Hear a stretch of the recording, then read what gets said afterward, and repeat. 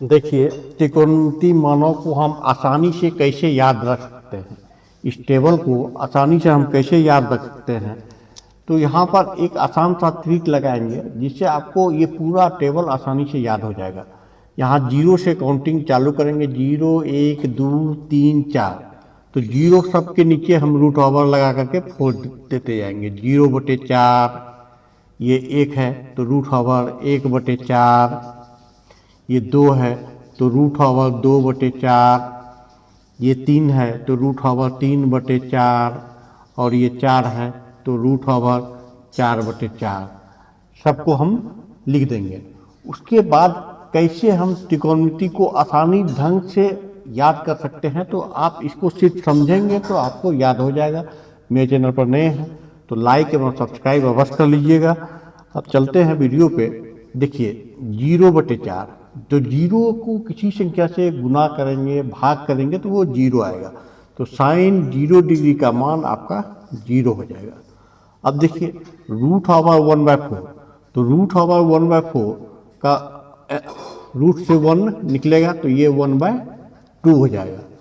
ये 1/2 हो जाएगा। तो ये मान जो है साइन 30 डिग्री का मान लेंगे तो ये 1/2 होगा। सिर्फ आपको ध्यान से देखना है तो आपको याद हो जाएगा। जैसे ये 45 डिग्री, तो ये 2 दूनी 4 हो जाएगा। यहाँ बचा आपका 1/√2। तो ये साइन 45 का मान आपका क्या हो जाएगा, 1/√2। ये हो जाएगा आपका साइन 45 का मान। फिर 60 डिग्री का मान लेंगे तो ये √4 का, रूट पूरे पे है तो √4 का आपका रूट से बाहर आएगा तो √3/2 बचेगा। तो साइन 60 डिग्री का मान आपका √3/2।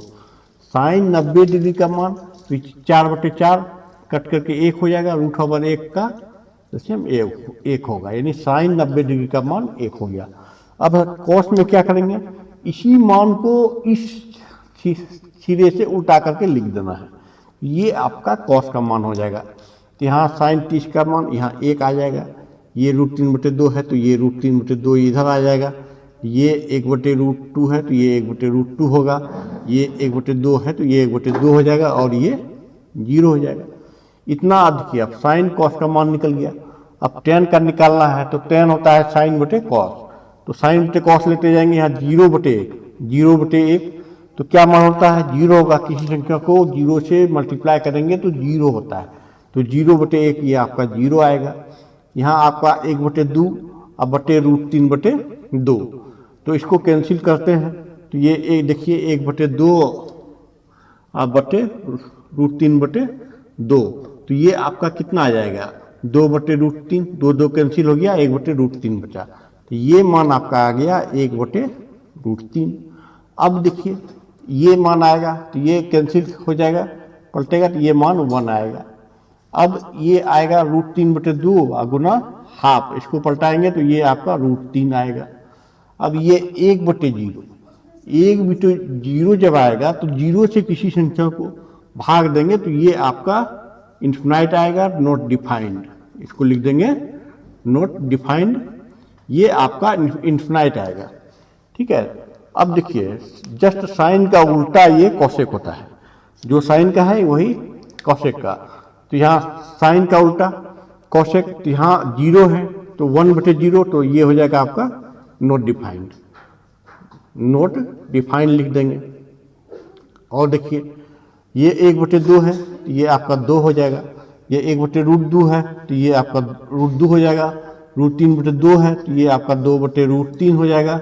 और 1 है तो 1 ही रहेगा। ये हो गया। अब कॉस का सेक जो होता है कॉस का उल्टा होता है। यहाँ 1/1 1 ही आएगा।